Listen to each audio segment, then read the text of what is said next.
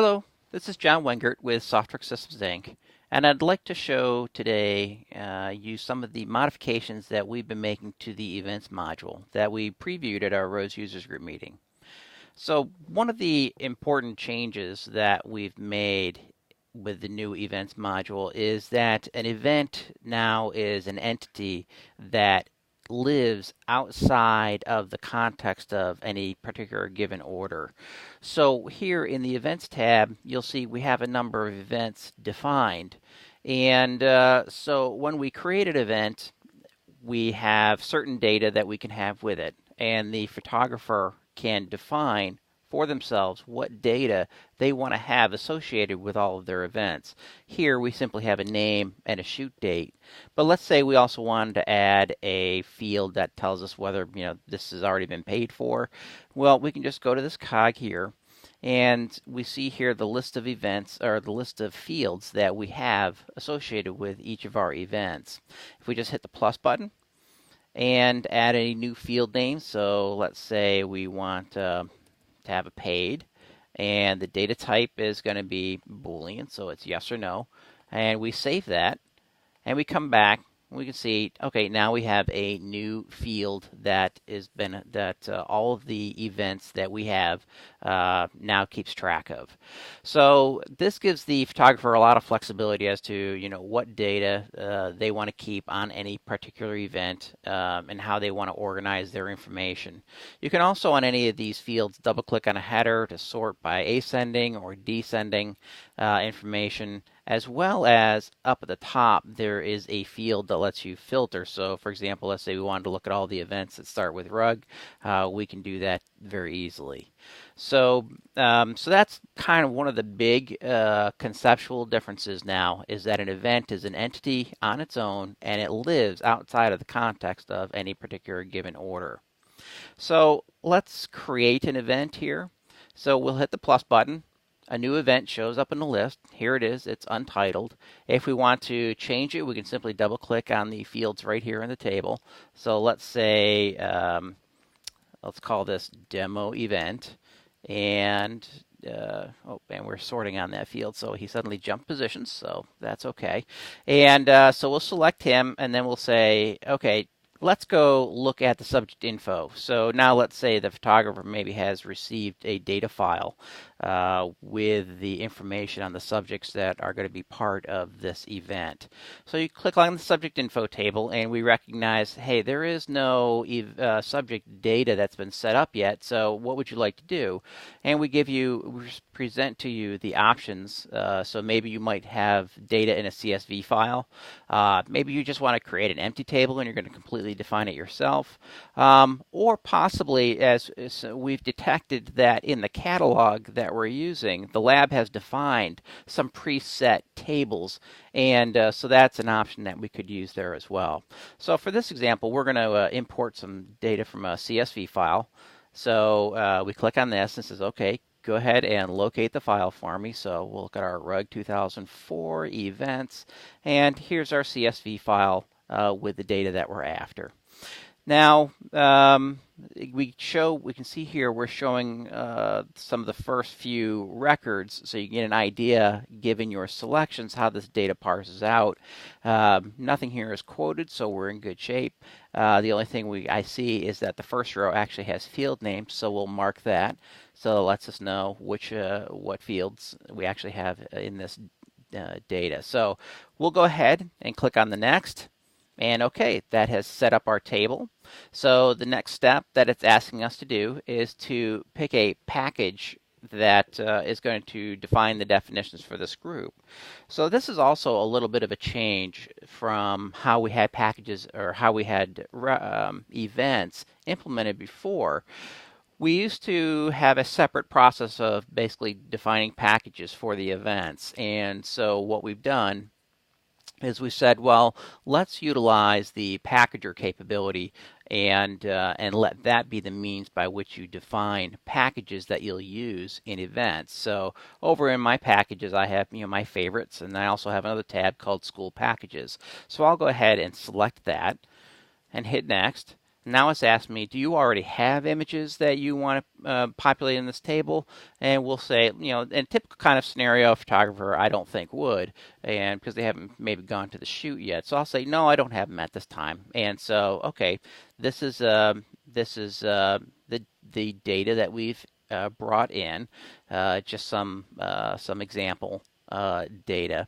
And let's say we're going to we know we're going to go to our shoot and maybe keep a couple of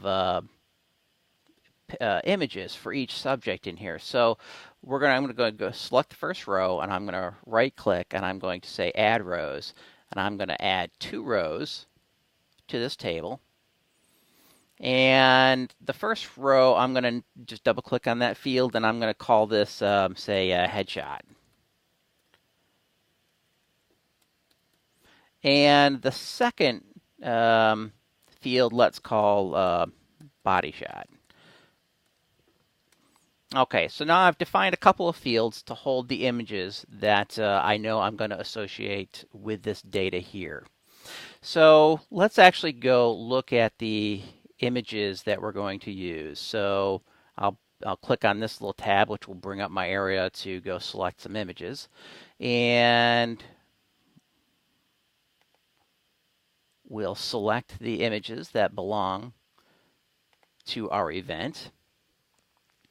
And we'll take a little look here at the images, and you'll notice something different. So every one of the subjects here, the first picture that we took was the subjects holding what we call a subject card. Now, a subject card is a card that contains a QR code and that identifies the record that this subject belongs to. It also has human readable data on there as well. So both by doing analysis on the images, on the photos that's taken, we can automatically associate images to a record. If there is an issue, you can go in and look at the data on the card in order to make corrections. So what is the process of creating those subject cards? Well, let's hide this table for a moment, because really the first step one would have done is, before going to the shoot, is to say print the subject cards.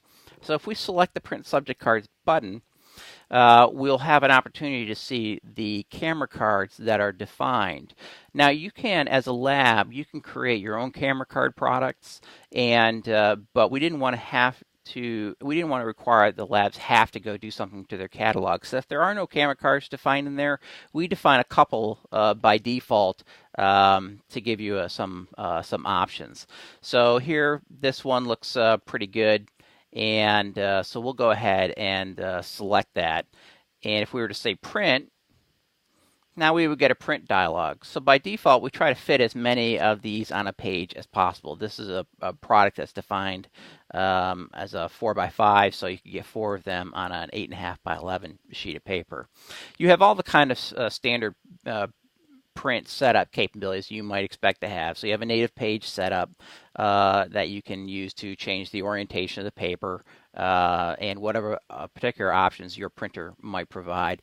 We're showing you a preview here of what the different pages will look like when you have actually selected it. And you can then go ahead and say print, and then select the particular printer that you want to print these items to. So I'm just going to hit cancel here. Okay, so using that mechanism, the photographer would print those subject cards. They take those subject cards with them to the shoot, give them to the subject before they shoot their photos. The first photo should be taken with the subject, showing the subject card, and then any number of shots of the subject after that will all be grouped along with that into that record that's identified in the subject card that was first seen. So let me give you a little demonstration. So we'll go back to our set of events, our set of images, and we'll select the images that belong to this event.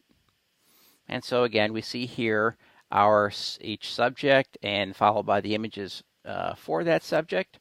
Now we can do we can automatically go through, the client can automatically go through and scan these images and find those cards. So let's tell it to go ahead and do that. Scan for subject cards. So now at this point, we're going to go scan through each one of those images. We're going to locate we're going to look at the content of the image and see if we find a subject card in there. And if we do find a subject card, we'll identify what record this belongs to.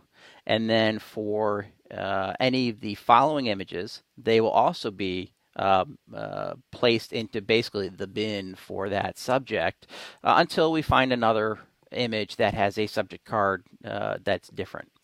One of the interesting things about this approach is that if you run into a situation where you've forgotten maybe to take one of the poses for somebody, you can always come back to them. And if you just shoot them again with their subject card and then shoot the additional shot, all those will be placed together properly with their first set of images.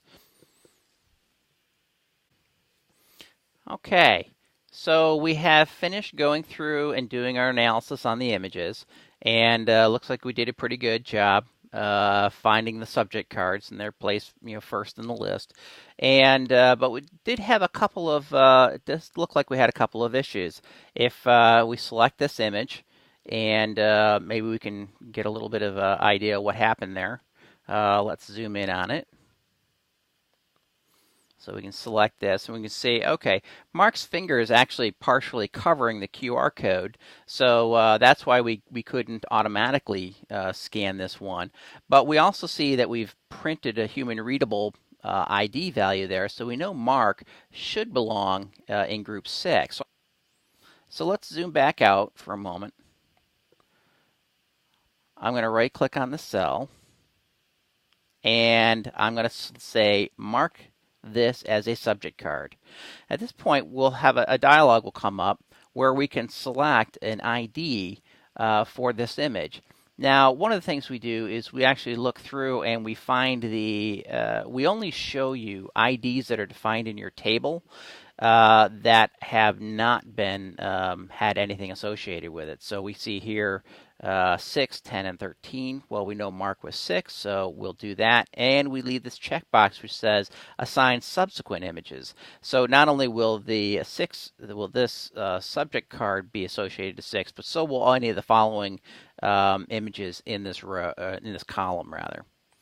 I click OK, and now Mark is over 6. So it looks like we had a similar thing here with Peter. He's also got his finger on the barcode, so we can zoom in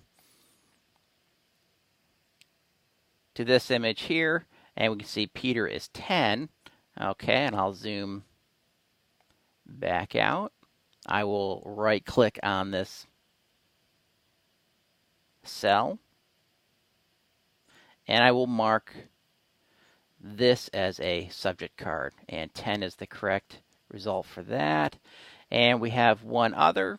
Not quite sure why this one didn't scan. Perhaps it was the angle at the card, but sometimes those kinds of things happen. But we'll do the same sort of thing here. Right click and mark this as a subject card. And 13 is what we want assigned. So okay, now we have everybody grouped properly with their images. And so one of the other things that we wanted to provide was an ability to select from among the images that you had shot easily. So we have a sort best option. So if you click on sort best, you can pick from among the images that belong to a particular subject. So you can define how many you want to choose. So we're set up by default to choose 2. We could do 1. We could do 3. But let's go with 2 because we want to do that. If you remember, we had the headshot and body shot. So we'll pick those. So all you have to do is click on it. There's headshot, body shot. We'll go headshot and body shot. And you just continue to go through your data like that. And you can easily filter out your choices and pick which ones you want to use within the event. So we'll continue through here and get our mouse shots and our Money McPiggington shots, and okay. Now we have selected our images, so we can see the two that we selected are now sitting up in the separate row. So and they're up at the top. So we're going to now assign a field for those to be those images to be placed into. So the second row here are the headshots. So we'll say, okay, we want that to be the headshots. First row here is the body shot. So I'll select body shot. And I think we're good to go. So let's say go ahead and do the import. And so now all those images that belong to those rows where we've assigned a value will be placed into their corresponding rows in the subject info table. Okay, so now we're back here and we see, okay, yep, indeed, it did actually create it did actually populate our fields with the images that we selected. And we can hide those images. And so maybe at this point, really the only thing we have to do is we need to add a packages field. So let's go ahead and do that. Let's we'll add it down here. I'll say add a row. We'll add one. And I'm going to call it packages. And I'm going to select that row and I'm going to say use this row as the packages field. Now if I get off of the selection here, you'll see it's red, which indicates that there's nothing valid. There are no valid data currently sitting in that packages. So we're going to go ahead and we'll say A-1, which says that we're going to order one of package A. And we'll notice there's another cog over here down on the right. If we were to select that, it would actually give us the opportunity to, if we wanted to change, for example, our package group, we could easily do that. We also see that the format we're defining for the for the packages is P-Q, so product-quantity. So I have a package A defined in my school packages, and we'll take a quick look at that in a moment. If I wanted to have multiple ones, then I would separate them with a semicolon. So A1 is a valid value. So if you'll see now that the background of that lights up to be green. So I'm going to take that, just take that same value, and I'm going to copy that over to the other fields in this row. So, okay, copy value to the entire row. Are you sure? Yeah.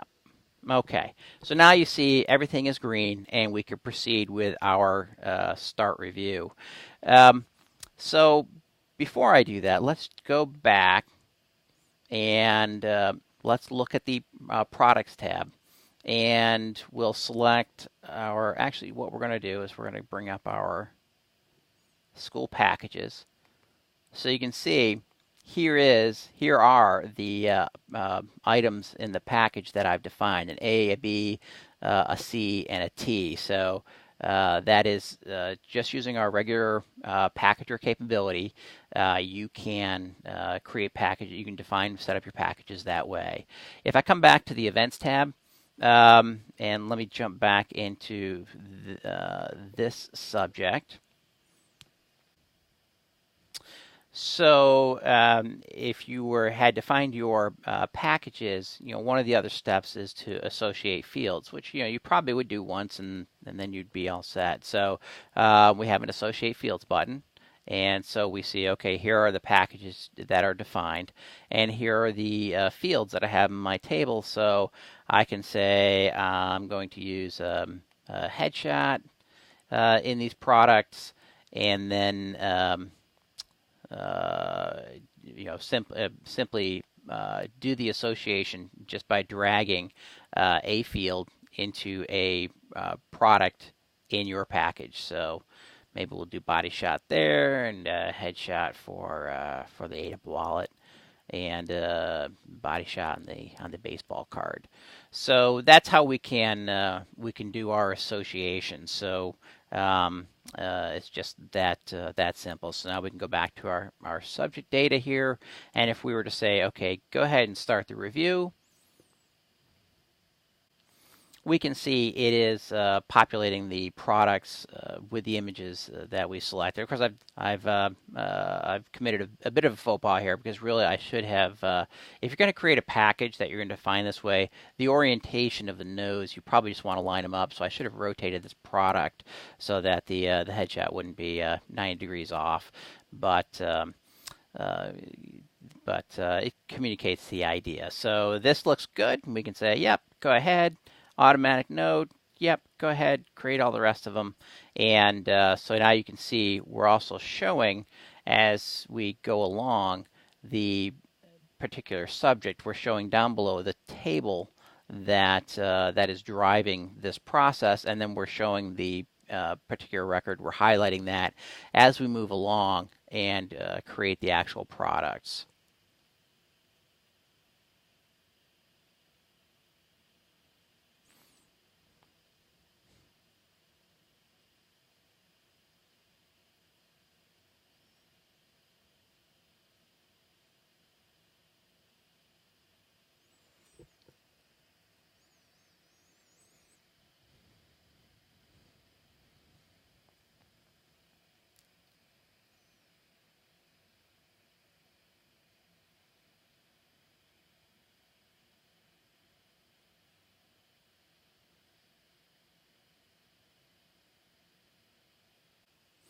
Okay, and when we finally are done, says, you've reached the end of the order templates in your table. Would you like to add these items to the current order? Yeah, let's go ahead and add them to the order.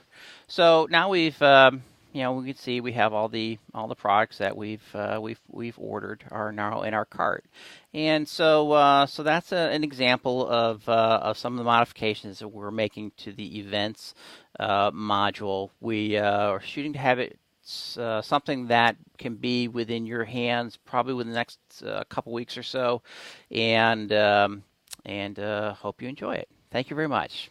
Bye bye.